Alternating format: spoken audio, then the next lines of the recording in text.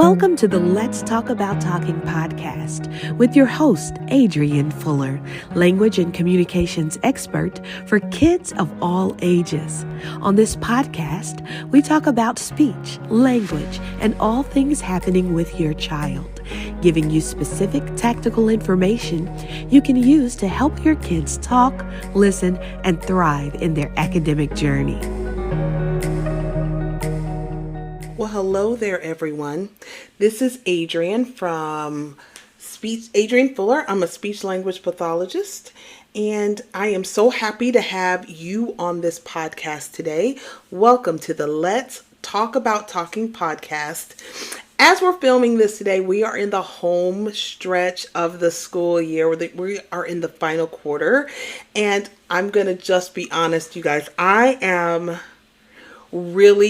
I'm back in the schools doing therapy because I am needed there. I was trying to take a little break away, but I find that right now I'm doing a lot of articulation therapy, which is speech sounds. So this particular little kid, she's like 4, and she is, every time I ask her how old she is, she's like, I'm 4.5, which always makes me giggle because I always say, I never say I'm 48.5. So I just think that's so funny.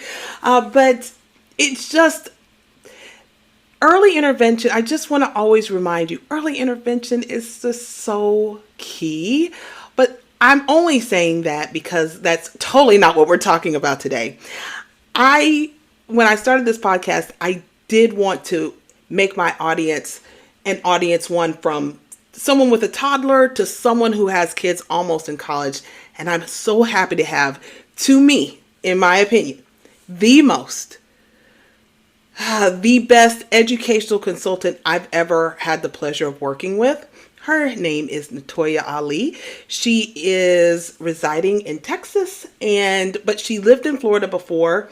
And like I said, she just has a great handle on everything going on with your kid as far as education goes. But today, as I am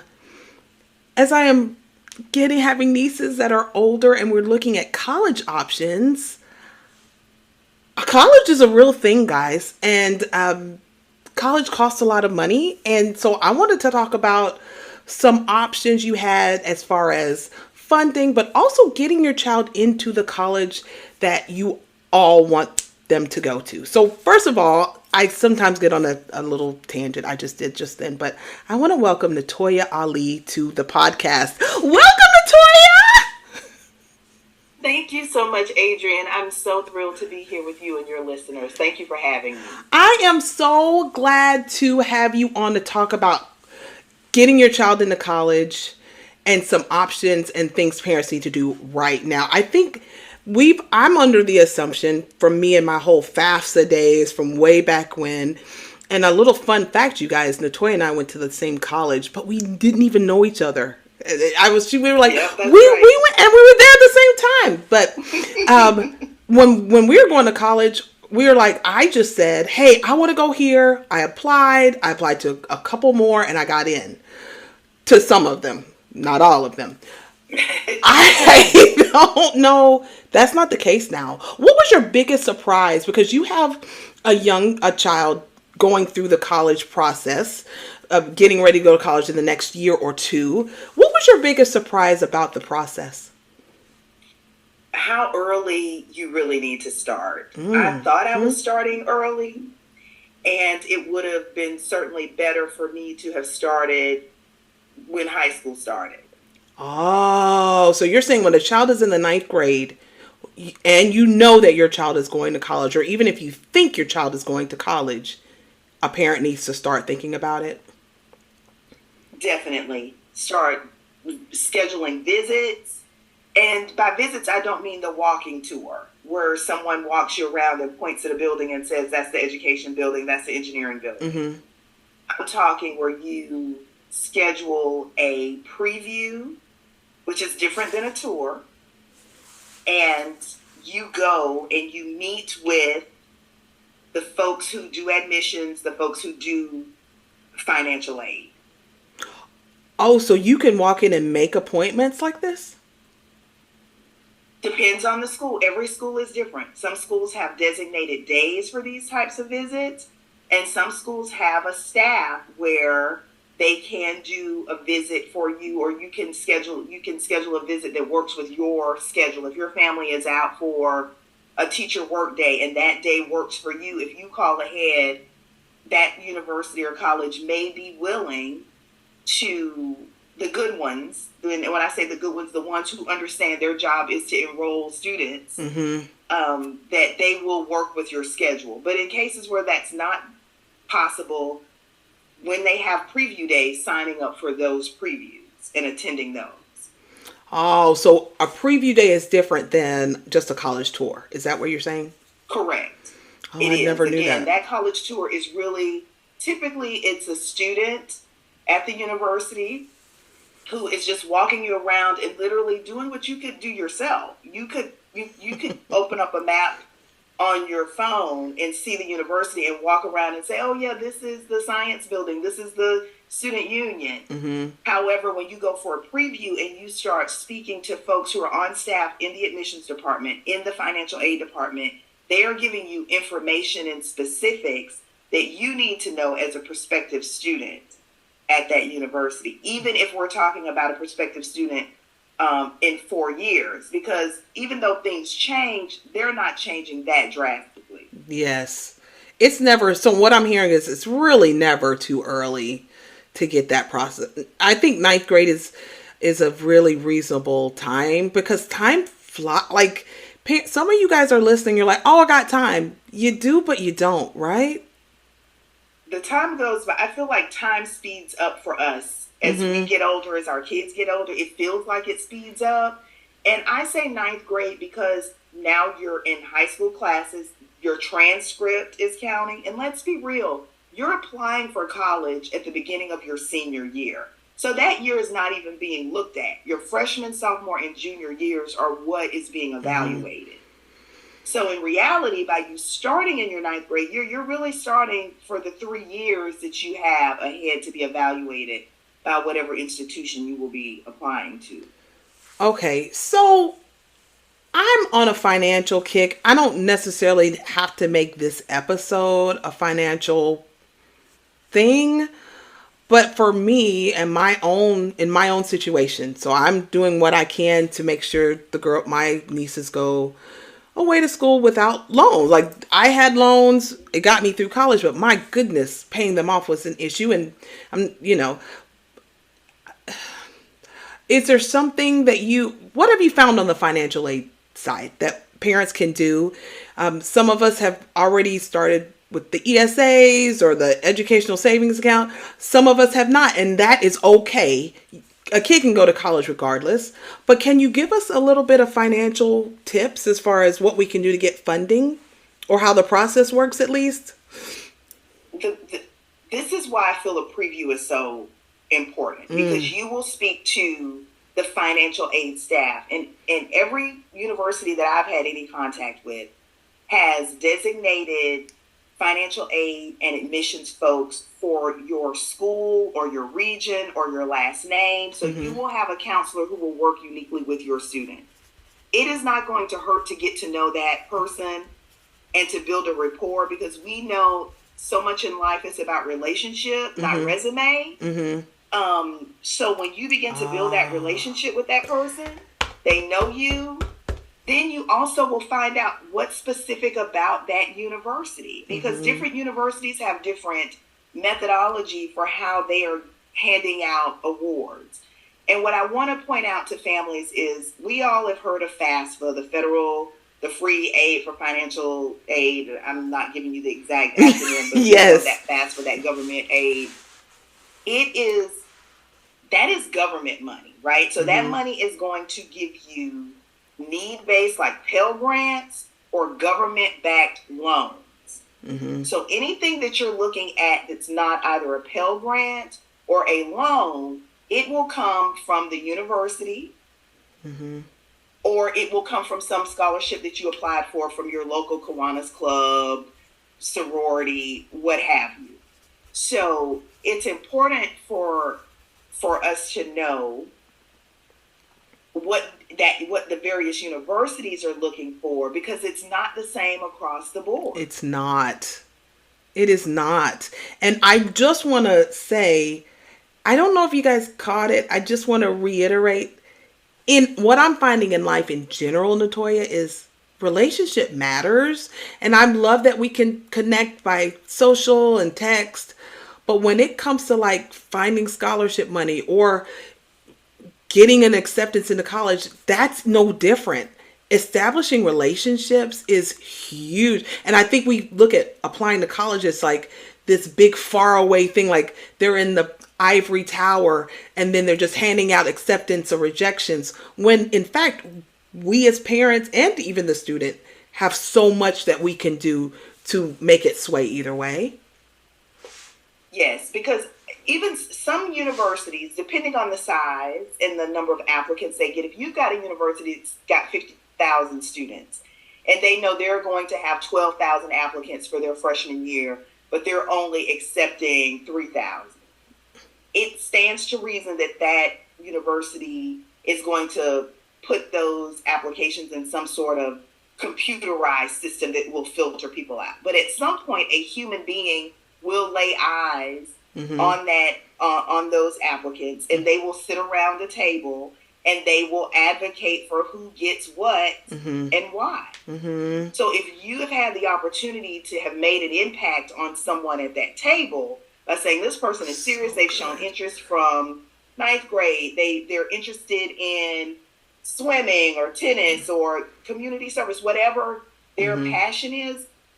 Some universities are adding a passion project as a part of their admissions application. So it's so important to get to know the school and the folks who will ultimately decide admissions and financial aid. Because the main thing is admissions. You got to get in before you have to get in. Aid. Great segue there. I'm sorry. Go ahead. No, you're giving gems. Well, and depending on where you live, because I've lived in Florida, and I've lived in Texas. And Texas is a tiered university where Texas is the kind of school to say that if you want to get into their top tier universities, their University of Texas, Texas A&M, you have to be in the top 6% of your graduating class. And so you need to know that. So you need to be in your freshman year knowing where am I falling?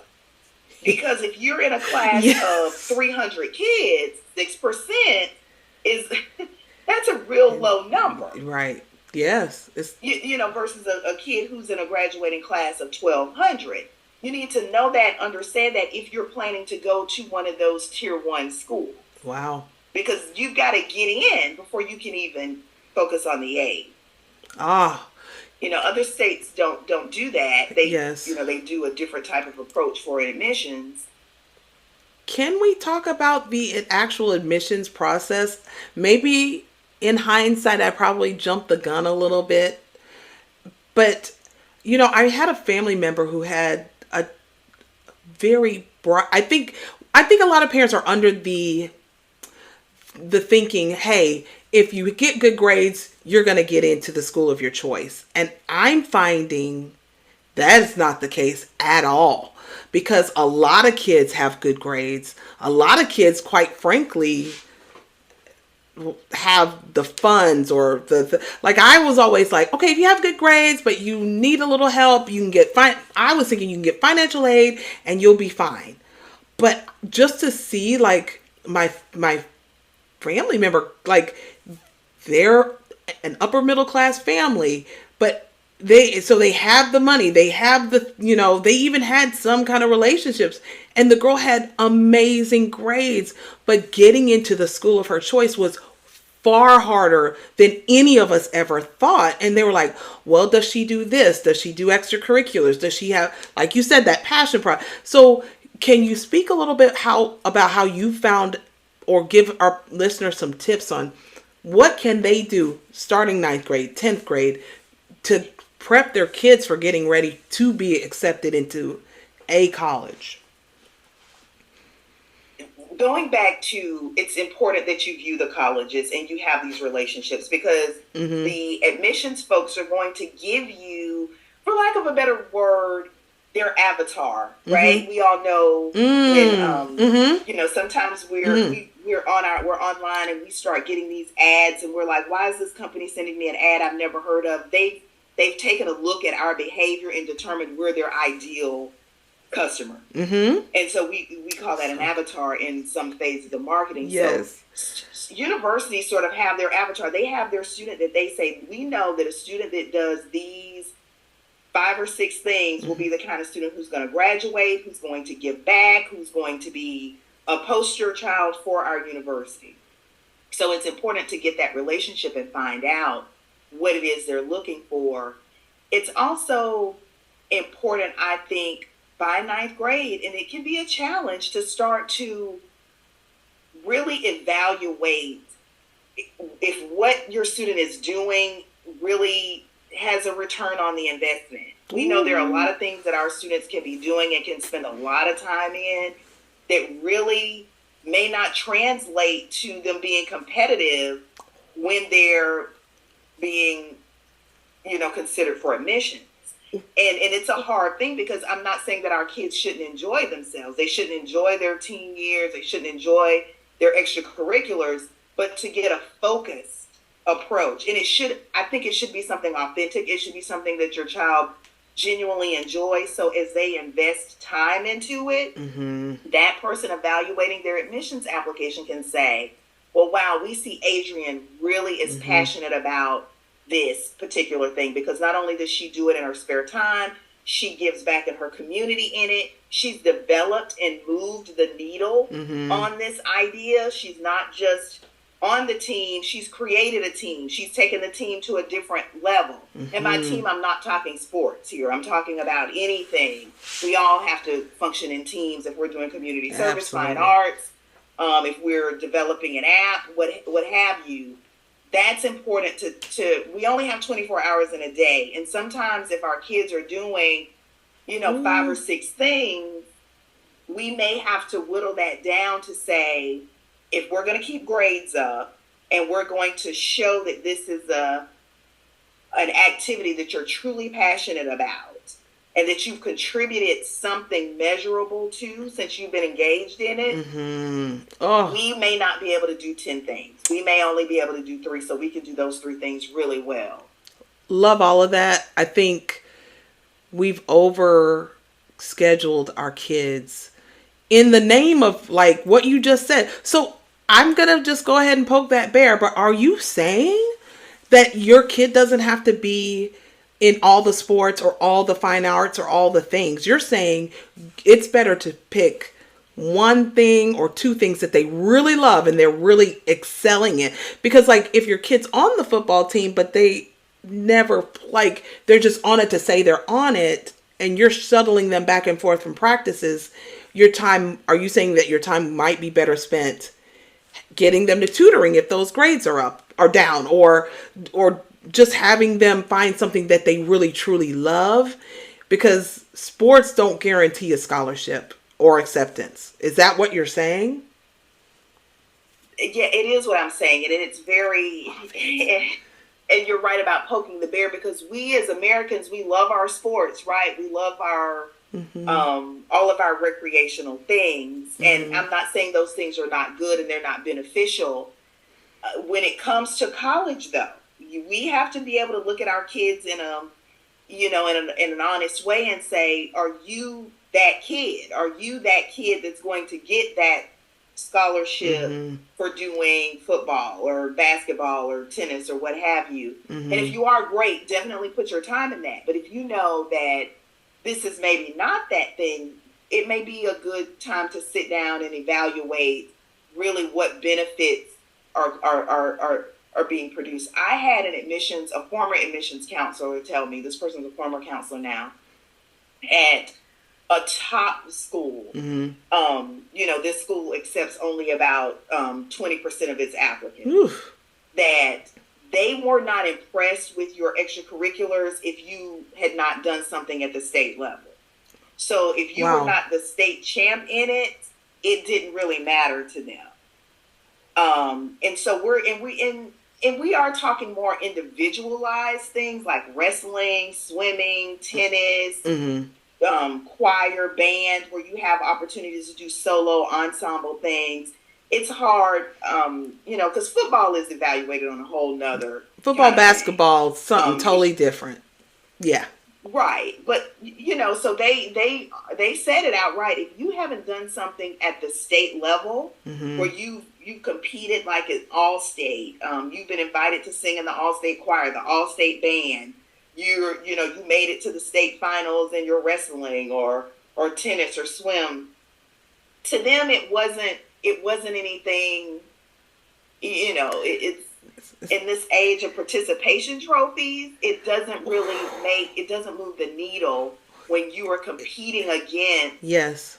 When you're competing against thousands of other kids who, just like you said, they've got great grades, they've been involved, they check all the boxes.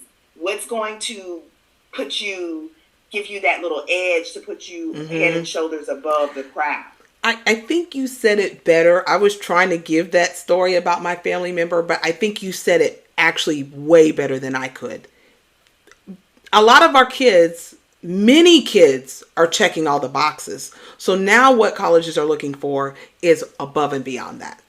So you come out better with a kid who's starting something for social justice or social change and really having a big impact than like, oh, they were on the football, basketball, hockey, all the thing. And it's just a bop, bop. And it's really,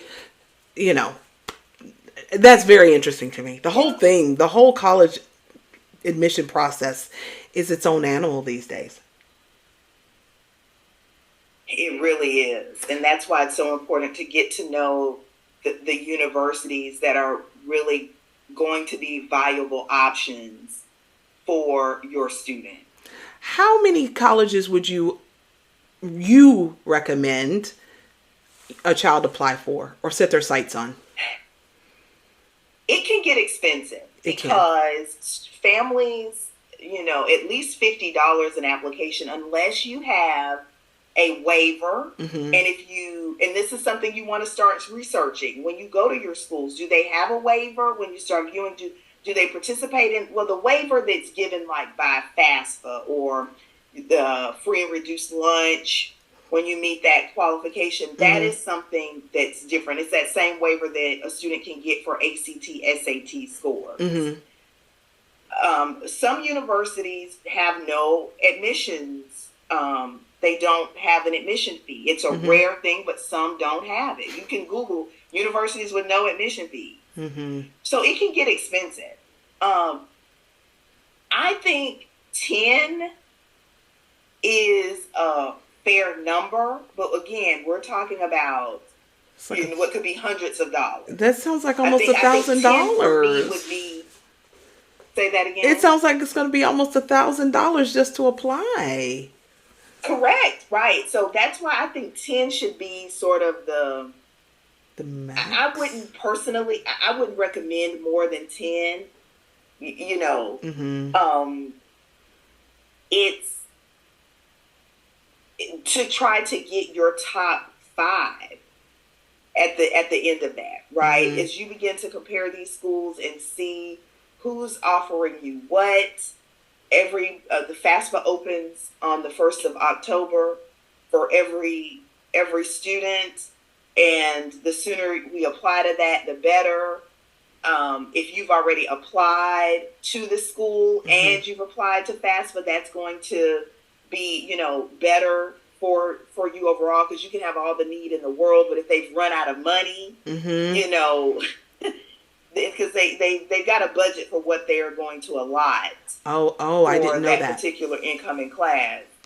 I think 10 is max to try to get a top 5 and then work that list in terms of what is going to be best for your family financially. And remember, financial is also travel, like getting back and forth, room and board. Those things there are some universities, like here in Texas, the University of Texas in Austin, they do not guarantee you housing. And Austin is one of the most expensive places to live in the country. So that's something you have to take you have to take into consideration if your Mm-hmm. student got housing in their freshman year, but sophomore, junior, senior year, you've got to go out and find housing. What? Can you afford that? This is good information. Before we let you go, I had a conversation with you a couple of weeks ago, and you were could you as we're wrapping up, tell us the difference. Okay, so we've done all the things, we get the acceptance letter, your child's gotten more than one acceptance, and now you're looking for either to see if we can get some funding, scholarship, whatever, or can you talk about the difference between, like, you said something about accepting, like you're accepting, or you are, it's like a soft accept. Like, what happens if you have two schools or three schools, and then you are trying to play that whole, hey, this school's offering me this much, this school's offering me this much. Is it better to say, hey, I accept your offer and just go, or how does that work? Well, if schools get to a point where they're asking for you to basically commit. They want to know, are you coming? And I don't see the harm in committing to more than one school. Because if we're talking this time of year, it's late March, and you've committed to one school, and maybe one of the schools that you wanted to go to, or you would have committed to, they weren't offering you what you needed or what you would have wanted. If you had committed to both those schools, maybe by late April, early May, that other school has more money to offer because somebody who they thought were going to come didn't come, or decided not to come. And so they have more money to offer you. That is, again, why it's so important that you develop a relationship with your financial aid person. Yes. Because you're going to need to keep those conversations.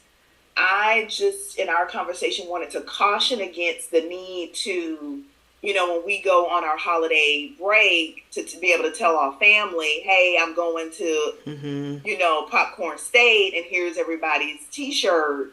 Yay. Unless you just know for some reason that this is the only school for you, there's no need to rush. You can commit.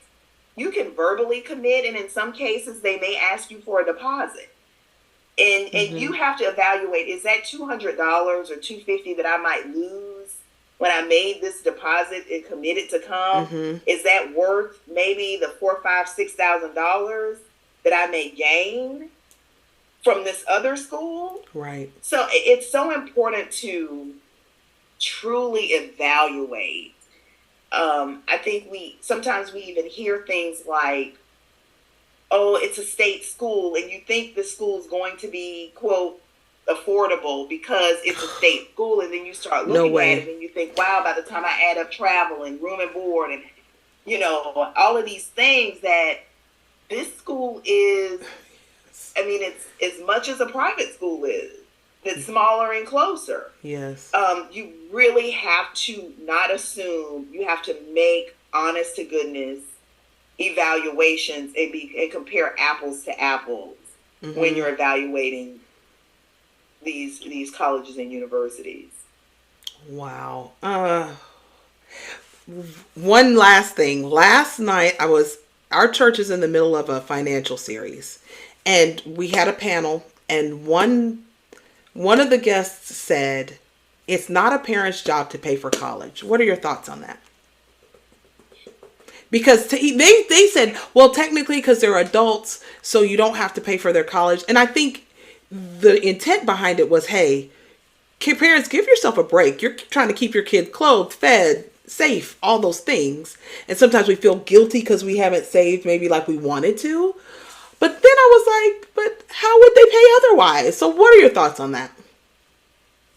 Well, the way that I see it is that your student, as much as we understand the burden of student loans, if push comes to shove, and your student can take out a loan, or you can go into your 401k to pay for something, I'm of the mindset, let your kid get the loan. Because you can borrow for college, but you cannot borrow for retirement.